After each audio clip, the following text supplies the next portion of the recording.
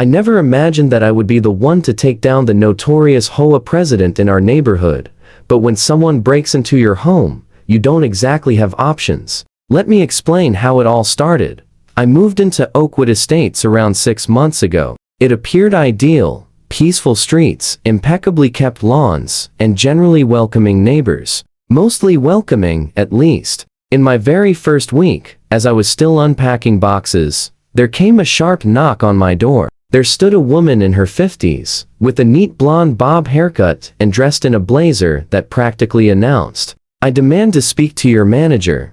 I'm Patricia Winters, president of the Oakwood Estates Homeowners Association," she announced, with a tight smile that never reached her eyes. "I noticed your garbage bins were left out past 8 o'clock a.m. yesterday. According to our bylaws, all bins must be removed from street view within 2 hours of collection." I apologized, explaining that I was still getting settled. She handed me a thick binder filled with HOA rules, tapping a perfectly manicured nail on the cover. "Please familiarize yourself with these. We take great pride in maintaining our community standards," she stated with a cold tone that left me feeling uneasy. Little did I realize that this was merely the start of my ongoing issue with Patricia, or Karen, as the neighbors quietly referred to her. Within that first month, I received written notices about my mailbox being one shade darker than the approved beige, wind chimes that were not on the pre-approved list of garden decorations, and apparently, my grass measuring exactly half an inch too tall on a Tuesday afternoon.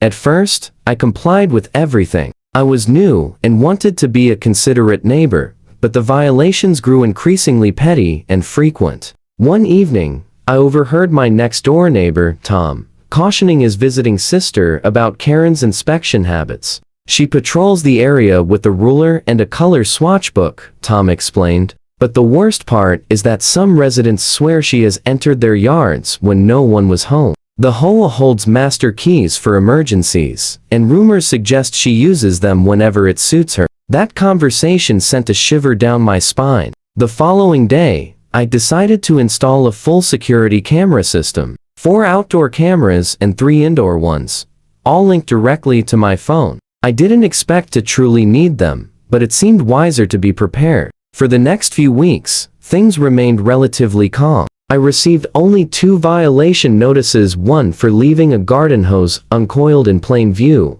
and another for allowing a visiting friend to park their car on the street overnight. But then I began noticing minor details around my house that felt strange. My garden shears were not where I had left them. A potted plant on my back porch appeared to have been shifted slightly. Initially, I chalked it up to my own forgetfulness. Then one afternoon, I returned home early from work and discovered fresh footprints in the mulch of my flower bed, footprints far too small to be mine. With mounting unease, I reviewed my security footage. What I saw chilled me to the core. There, clear as day, was Patricia Karen approaching my back door, glancing around furtively, then producing a key. My key. She unlocked the door and slipped inside. I fast-forwarded through the recording, staring in disbelief as she roamed through my home for nearly 40 minutes. She opened kitchen cabinets, peered inside my refrigerator, and even sifted through the mail on my counter.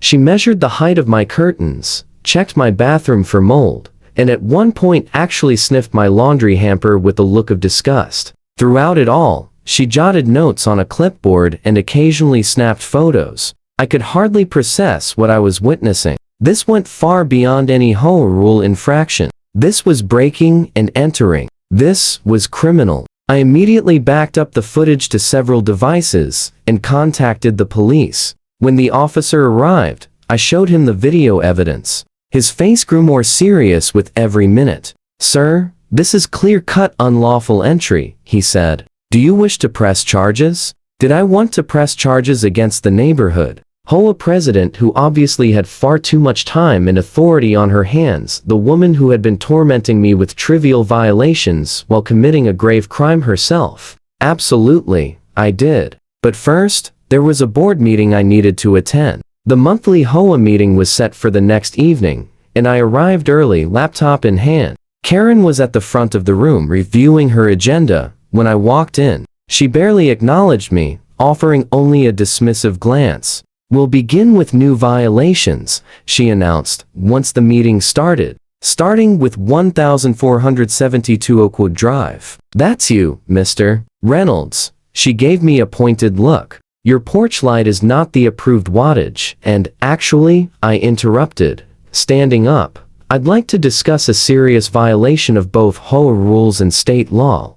The room grew quiet. Specifically, I'd like to address how our HOA president has been entering homes without permission or notice. Karen's face flushed crimson. That's absolutely false. As president, I have the authority to conduct inspections, not inside private homes without notice or permission, I said calmly, opening my laptop, and certainly not to go through personal belongings. I connected my computer to the projector and played the footage. The gasps from the other homeowners were audible. Karen's unauthorized tour through my house played out in high definition for everyone to see. When it showed her opening my medicine cabinet and photographing the contents, someone in the back actually shouted, "What the hell, Patricia?" Karen stood frozen, her face alternating between deathly pale and bright red. This is taken out of context," she stammered. "As HOA president, I have certain responsibilities to ensure compliance. Show us where in the bylaws it says you can enter homes without permission," demanded Tom from across the room. Several other neighbors murmured in agreement. The HOA treasurer, retired attorney named Mr. Grayson, cleared his throat. "There is absolutely no provision in our bylaws or in state law that allows for warrantless entry into private residences. Patricia, if this video is authentic, you've exposed the entire board to significant liability." What happened next was a blur of activity. The board immediately called for an emergency executive session. I was asked to wait outside, but I could hear the raised voices through the door. 20 minutes later, they emerged, and Mr. Grayson announced that Patricia had been temporarily removed from her position pending investigation, but that was just the beginning. The next morning, 2 police officers arrived at Karen's house with a warrant. Apparently, after reviewing my footage, they had obtained permission to search her home. What they found was shocking. A drawer full of copied keys labeled with different addresses, a detailed notebook cataloging her inspections of at least 7 houses in the neighborhood, and photographs of the inside of multiple homes. The neighborhood was in an uproar. It turned out I wasn't the first victim, just the first one with proof. Karen was arrested on multiple charges: breaking and entering, unlawful entry, invasion of privacy, and possession of stolen property. Those keys weren't hers to coddle. News traveled fast in our small community. By evening, local news vans were parked at the entrance to our subdivision. Karen's face was plastered across the 6 o'clock news as she was escorted to a police car, still insisting that she was just doing her job as HOA president. The following week, a judge denied her request for dismissal of charges. Her attorney tried to argue that, as HOA president, she believed she had implicit permission to enter homes for inspection purposes. The judge wasn't buying it. The bylaws of a homeowners association do not supersede state law regarding unlawful entry, the judge said sternly. And they certainly don't authorize rifling through someone's personal belongings. In the end, Karen accepted a plea deal, 2 years of probation, 200 hours of community service, a $5,000 fine, and she was permanently barred from serving on any HOA board. She also had to pay for changing the locks of every home she had entered. The look on her face when the judge announced the sentence was priceless, a mixture of shock, indignation, and the slow realization that her reign of neighborhood terror was officially over. But who will enforce the rules? She actually asked the courtroom, seemingly unable to grasp that her actions were criminal, not a civic duty.